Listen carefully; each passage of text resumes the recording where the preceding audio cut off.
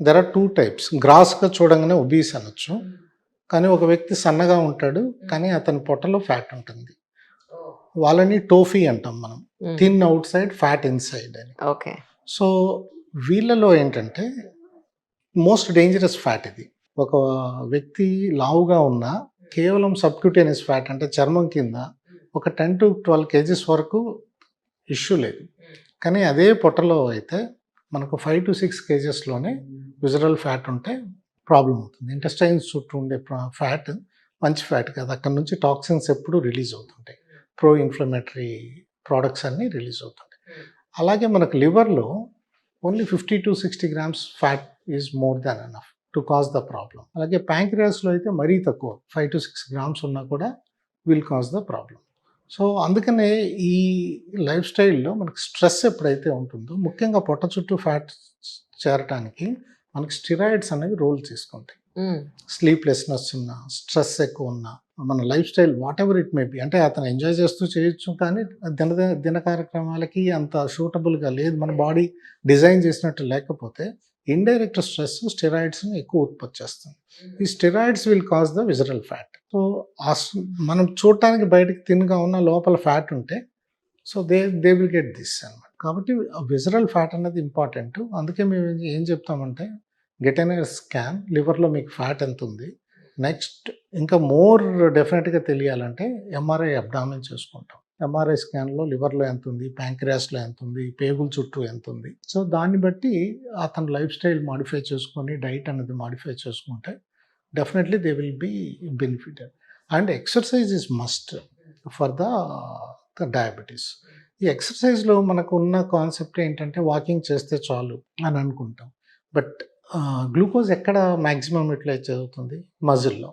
Muscle sucks the glucose without insulin. మనం మజిల్‌ని activate చేయాలంటే ఎప్పుడు మజిల్‌ని మనకు 40 ఇయర్స్ దాటిన తర్వాత every year 10% of the muscle అన్నది తగ్గిపోతూ ఉంటుంది. సార్కోపీనియా అంటాం మనం. ఎయిదర్ మేల్స్‌లో కానీ ఫీమేల్స్‌లో కానీ it is normal. So, to keep up the muscle tone కానీ ఆ మజిల్ సైజ్ కానీ వీ షుడ్ కీప్ అప్.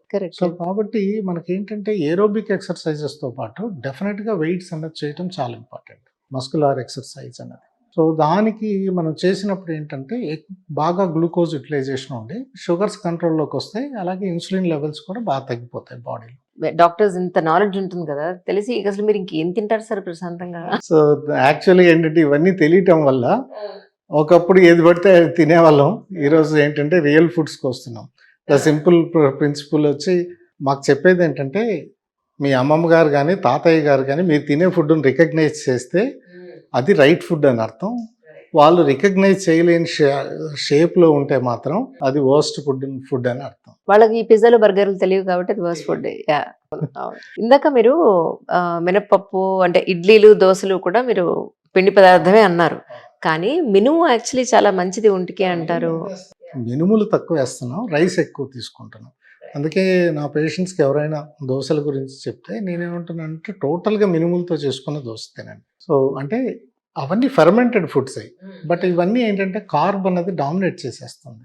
మళ్ళీ ఇప్పుడు సద్దన్నంలోకి మళ్ళీ వచ్చేస్తున్నాం మనం. సద్దన్నం అన్నది ఈ రోజుల్లో one of the healthiest food. ఎందుకంటే ఇట్స్ ఫర్మెంటెడ్. దాంట్లో వాటర్ అండ్ ఎలక్ట్రోలైట్స్ ఉంటున్నాయి, బి విటమిన్స్ ఉంటున్నాయి. అండ్ ఫోర్త్ థింగ్ వచ్చి అది రెసిస్టెంట్ స్టార్చ్. ఫర్మెంట్ చేసి ఉంటున్నాం కాబట్టి over night. So, resistant starch ఉంటుంది. షుగర్ స్పైక్స్ కానీ ఇన్సులిన్ స్పైక్స్ కానీ రావట్లేదు. సో, అందుకే మోడర్నైజేషన్ బదులు మన ట్రెడిషనల్ ఫుడ్ హ్యాబిట్స్కి వెళ్ళండి. నిజంగా యాక్చువల్లీ మన ఫుడ్లో మనకి హార్మ్ఫుల్ ఉన్నది ఏంది సార్? కార్బ్సే అండి. ఇప్పుడు రెండు ఫుడ్స్ మనం కానీ చాలా వరకు అవాయిడ్ చేస్తే చాలా డిసీజెస్ నుంచి బయటకు వస్తాం. ఒకటి కార్బ్, 2 రిఫైన్డ్ ఆయిల్స్. సో, ఈ కార్బ్స్ ఏం చేస్తాయంటే షుగర్స్ మనం తీసుకున్నప్పుడు ఎప్పుడైతే లిమిట్ దాటి ఉంటాయో మన బాడీలో ఉన్న అమినో యాసిడ్స్కి అంటే ప్రోటీన్స్కి ఫ్యాట్స్కి పోయి బైండ్ అవుతాయి. ఆ బైండింగ్ అనేది ఏంటంటే గ్లైకేషన్ అంటాం మనం. నథింగ్ బట్ బ్రౌనింగ్ అనమాట. అంటే ఒక బ్రెడ్ని మనం కాలిస్తే ఎలా టోస్ట్ చేస్తే ఎలా బ్రౌన్ అవుతుందో మన టిష్యూస్ కూడా అలా బ్రౌన్ అవుతున్నట్టు లెక్క. దట్స్ వై ఏజింగ్ అనేది ఫాస్ట్గా వస్తుంటుంది. సో, గ్లూకోజ్ అనేది అధికంగా లోపల ఉంటే యూటిలైజేషన్ మించి ఉందంటే మన ఏజింగ్ ప్రాసెస్ అనేది చాలా ఫాస్ట్గా స్టార్ట్ అవుతుంది. సో గ్లూకోజ్ని ఎంత మినిమైజ్ చేస్తే అంత బెటర్గా యాంటీ ఏజింగ్ ప్రాసెస్ ఉన్నది ఉంటుంది. ఇప్పుడు మన ఒకసారి మీరు మన అమ్మమ్మలు తాతయ్యలను చూడండి, వాళ్ళకి ఎవరికైనా అన్వాంటెడ్ హెయిర్ అన్నది చూసామా మనం? అవును. అదొకటి మా నాన్నగారికి అదే చెప్పా కదా మీకు లాస్ట్ టైం. మా నాన్నగారికి ఇప్పటికీ హెయిర్ తెల్లబడలేదు. 65 ఏళ్ల మనిషి ఆయన ఇప్పటికీ అలా ఎలా ఉన్నారో అనిపిస్తుంటుంది. మాకు మాత్రం రంగులేయాల్సొస్తుంది. అదే అంటే ఫిమేల్స్లో ఈరోజు అన్వాంటెడ్ హెయిర్ ఎంత ఎక్కువ అయిపోయింది. అవును. అవునవును. సో ఎందుకు వస్తుందంటే ఫిమేల్స్లో టెస్టోస్టెరాన్ డామినెంట్గా తయారవుతుంది. So because of insulin resistance estrogen testosterone ratio differences వచ్చి టెస్టోస్టెరాన్స్ చాలా అధికం అవుతున్నాయి. దానివల్ల irregular periods, unwanted hair, pigmentation, obesity, so irregular menstruation ఇవన్నీ వచ్చి ఈరోజు ఇన్ఫర్టిలిటీకి దారితీస్తున్నాయి. అట్లాగే మెన్లో కూడా the sperm quality, sperm count 25 years బ్యాక్కి ఇప్పటికీ చాలా తగ్గిపోయింది. అందుకనే ఈ రోజుల్లో పిల్లల్లో బిహేవియరల్ చేంజెస్, చిల్డ్రన్స్లో బిహేవియర్, అవును. చాలా ఆటిజం ఉంటుంది, ఏడిహెచ్డి ఉంటుంది, కాగ్నేటివ్ డిస్ఫంక్షన్స్ ఉంటున్నాయి. సో ఇది కాన్సన్ట్రేషన్స్ తక్కువ ఉంటున్నాయి, హైపర్ యాక్టివ్ చైల్డ్ ఉంటున్నారు. ఇవన్నీ because the sperm is not healthy. So because of that ఇవన్నీ ఈ టైప్ ఆఫ్ ప్రాబ్లమ్స్ వస్తున్నాయి. So even the food of the girl, అంటే ఎవరైతే ప్రెగ్నెంట్ అవుతారో ఆ అమ్మాయి యొక్క food habits, it is deciding not only her child, her grand child. So the epigenetical changes అన్నది ఇప్పుడు ఈ అమ్మాయి వాళ్ళ ఫుడ్ హ్యాబిట్స్ ఈ అమ్మాయి చైల్డ్తోనూ లిమిట్ అవ్వట్లేదు. It is carrying forward for the one more generation. ఇందుకేనేమో పెళ్లి చేయాలి అని అంటే ఇటేడు తరాలు అటేడు తరాలు అని చెప్పేది. ఊరికే చెప్పలేదు sir. Food history food history కూడా అంటే అంతేగా. ఇప్పుడు చాలా మంది ఇప్పుడు పెళ్లి చేయాలని అంటే వాళ్ళ ఇంటికి వాళ్ళ వంటిల్లు చూస్తే చాలండి, వాళ్ళు ఎంత నీట్ గా పెట్టుకుంటారు, ఎంత ఆరోగ్యంగా వంట చేస్తారు అనేది అంటారు. సో నిజమే, ఇదంతా వాళ్ళు పాత వాళ్ళు ఊరికే ఒక మాట అనరండి. నో డౌట్ అందులో మనమే తీసి పడేస్తూ ఉంటాం అనిపిస్తూ ఉంటుంది. ఇదంతా ఉందండి. ఇప్పుడు డ్యూరింగ్ ద ప్రెగ్నెన్సీ అమ్మాయి ఎంత హెల్తీ ఫుడ్ తీసుకుంది, అంతకుముందు ఎలా ఉంది, even exposure to either passive smoking are active smoking, alcohol, everything is reflecting on matters. And what ever food she is taking, అదే హెల్తీ బ్యాక్టీరియా కూడా చైల్డ్కి క్యారీ ఫార్వర్డ్ అవ్వాలి. ఇప్పుడు నార్మల్ డెలివరీ అయితే కొన్ని హెల్తీ బ్యాక్టీరియా వస్తాయి, కానీ ఆ అమ్మాయి తీసుకున్న ఫుడ్స్ వాటిపైన కూడా ఆవిడ బ్యాక్టీరియా డిసైడ్ అవుతుంది కాబట్టి బేబీకి కూడా హెల్తీ బ్యాక్టీరియా రావాలి. అలాగే బ్రెస్ట్ ఫీడింగ్ అన్నది మనకు 6 months పైన ఇస్తేనే మంచి ఇమ్యూనిటీ, మంచి బ్యాక్టీరియా ఆ బేబీలో ఉంటుంది. అండ్ ఈ ఐసోలేటెడ్ ఫ్యామిలీ కన్నా మొత్తం ఇంతకుముందులాగా మొత్తం ఫ్యామిలీ టుగెదర్ ఉండి చైల్డ్ని అందరూ సరౌండింగ్ పీపుల్ అంతా బాగా ఎత్తుకొని పెంచితే ఆ బేబీ గట్ హెల్తే కాదు, మెంటల్ హెల్త్ కూడా చాలా బాగుంది. సో ఇవన్నీ చాలా, it is all proven things. Sir last time me first interview అప్పటికి ఇప్పటికి మధ్యలో మనకి ఈ గ్యాప్ లో మీరు ఎక్కువ ఎలాంటి కేసెస్ డీల్ చేస్తున్నారు? రెగ్యులర్ అండి. అంటే నేను ఆ రోజు మీకు చెప్పాను, I'm seeing the metabolic problems పైన నా ఇంట్రెస్ట్ ప్రకారం వెళ్తున్నాను. Though I'm an surgical gastroenterologist. So I'm looking for an people who metabolic డిసీజెస్తో, అంటే చాలామంది డయాబెటిక్ అయి ఉండి కాంప్లికేషన్స్ ఉండి వచ్చిన వాళ్ళకి డైటరీ అడ్వైజెస్ ద్వారా we are able to transform them.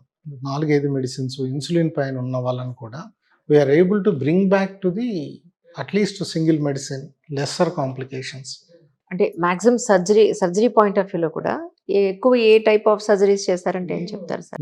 Gastro intestinal, laparoscopy surgeries చేస్తానండి. Gall bladder diseases are predominant. ఇప్పుడు ఇంకొకటి మనం ఏంటంటే ఎక్కువ మంది గ్యాస్ ట్రబుల్ అని తిరుగుతుంటారు. మీరు బాగా గమనిస్తే ఈ మధ్య అందరికీ గ్యాస్ ట్రబుల్ లేని వాళ్ళు ఉండట్లేదు.